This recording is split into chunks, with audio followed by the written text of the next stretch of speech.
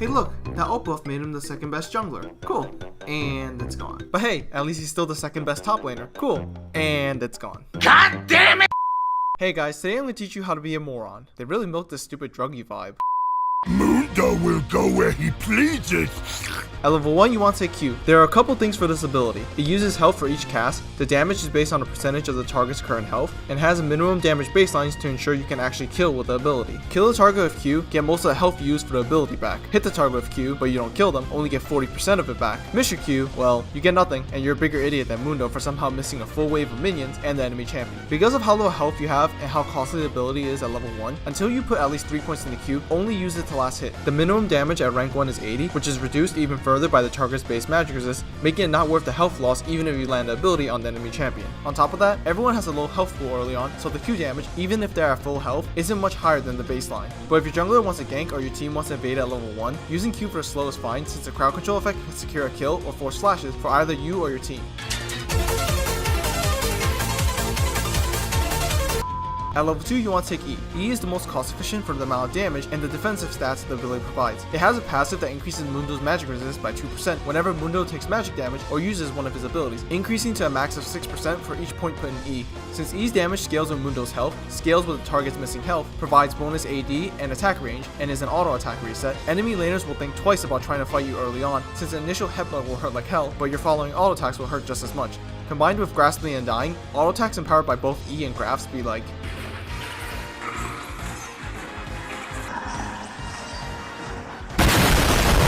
At level 3, you can take W, but I prefer and recommend Q instead. In the laning phase, your goal isn't to kill the enemy laners 8 times in 15 minutes, but to safely scale up to your power spike through farming and not falling behind. While it can maintain the magic resist passive on your E, the little bit of tenacity from rank 1 W isn't going to reduce the duration of crowd control abilities by a huge amount. Even if you time it perfectly, turning it on right as the crowd control lands, the small tenacity still isn't worth the health cost since it'll burn through a minimum of 40 health before you can even turn it off. And while the tenacity will matter in mid-game teamfights, you'll have sufficient sustain, so there's no point in trying to perfectly time it when you could just leave it on permanently. Trying to time your W correctly is like trying to profit off Bitcoin long term.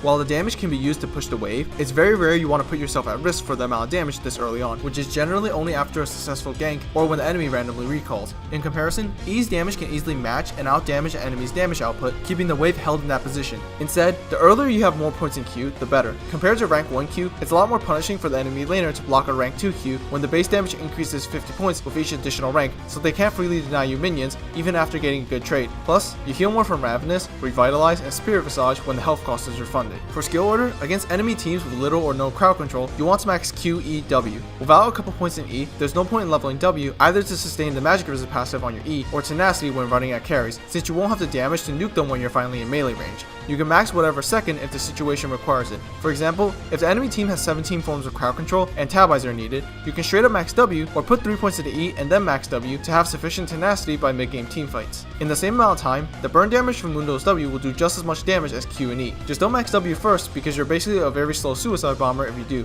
This is fine.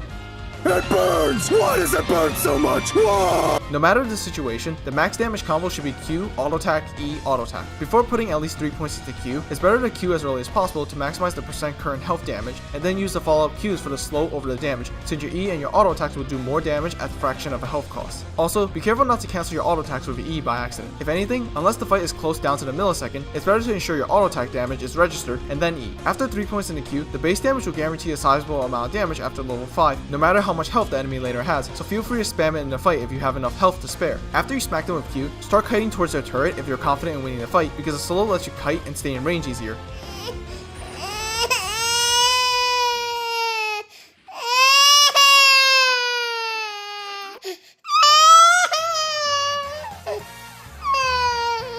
If you find yourself in a situation where your Q is down and you're only in range for one more auto attack, but that auto attack or E isn't going to kill them, hold off your auto attack and walk alongside the target, because auto attacking will widen distance between the champions as your champion stands still for a few frames. Instead, Q them when it's back up, because the closer the enemy is, the harder it is to dodge Q. Even if the Q doesn't kill them, at least you'll be able to Perma-Slow and hound down enemy champions early on, and this works on any champions with any type of crowd control, not just Mundo, and it can guarantee a kill or a flash when it otherwise wouldn't have. For the rest of the early game, even though Mundo's base damage is high, only fight when Mundo's relatively healthy to ensure victory, since all of his abilities cost health, so he's not as tanky as he seems. Before starting a fight, it's always better to soften up the enemy laner by landing a couple of cleavers, as most bruisers don't build magic resist this early on. Otherwise, default to farming, keeping the enemy laner in your lane, and harassing them on their tower with 200 damage cubes before eventually running them down with your ult activated. I guess this is a good time to mention that rank 1 ult doesn't heal for jack in early skirmishes. Generally, the most efficient time to ult is when you have as little health as possible, since the ult eats a fraction of your current health and you pay less health this way. But activating your ult when you're low leaves you vulnerable to being bursted down, since you pay a quarter of your health up front. Instead, use it at around half health, since it not only prevents you from being bursted down, but also still regenerate a sizable amount back even if you run into a team fight immediately afterwards. By doing so, it can bait the enemy team if they zone in on the fight, since you suddenly heal back a huge amount when they're getting low. If they start to run away, your ult also grants movement speed, so you can hound them down even if you're low, because you'll pretty much be half health or full health in the next 10 seconds. Until then, at rank 1, activate your ult to run like hell or maintain your distance from the enemy laner, because running away lowers the amount of damage you take to a bearable amount and gives you time to heal. Your real power spikes at level 11 when you're basically unkillable with a rank 2 ult while hitting for percent current health cleavers on people who still don't have magic resist. The best way to get to this point as soon as possible is to focus on minions, because League cap early game snowballing from kills by making sure they don't give much experience. So the absolute worst thing you can do is get greedy, chase down a target, get killed by the enemy jungler, lose your early game advantage, and fall off entirely. And in a lot of cases, if you force the enemy laners to back and then shove the wave into the enemy tower, you still deny CS just as killing them would have.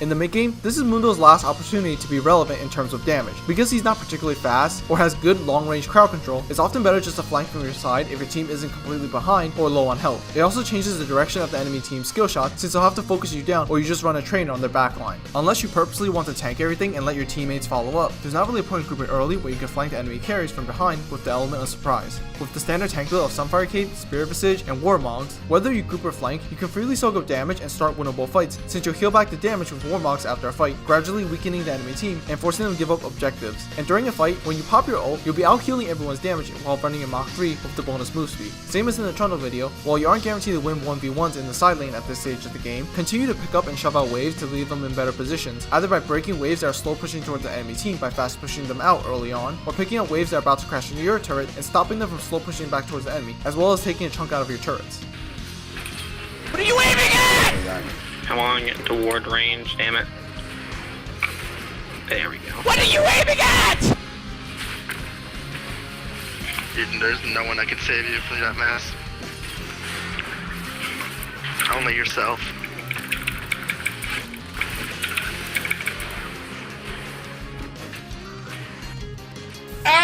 In the late game, Mundo doesn't really have a purpose beyond being a brain-dead sponge. If the game hasn't ended by 35 minutes, you're even more useless than a late game Tahm Kench, since Mundo doesn't have any hard disengage or crowd control. His damage has fallen off since enemies have higher magic resist than before, and items that make them tankier are harder to stick onto. He's no longer tanky because Conqueror users will shred his tankiness, and carries will have gotten anti-tank items. And his ult, which is supposed to give 100% health back, is only going to heal for half the amount now, since carries should have picked up Executioners or Morellos. Beyond the occasional Q to slow them down, running into AoE slow them with actives, or bothering the enemy carries and hopefully drawing their attention, that's all Mundo can really do, since Mundo shouldn't be building more than one damage item, and none of his abilities scale well. It's completely fine to communicate to your team that you're running 1v5 and hold down a carry while they wipe the enemy team. Even if you die in the process, it's completely worth your death, since the game won't end without a sacrifice to get the ball rolling, and your 20.0 KDA doesn't matter if you lose. Congratulations, you learned how to play Mundo top lane. Here are the runes, the items I normally buy, and some of the matchups he struggles with, and the reasons why. Anyway, thanks again for watching this video, and hope to see you in the next one. It burns! Why does it burn so much? Whoa!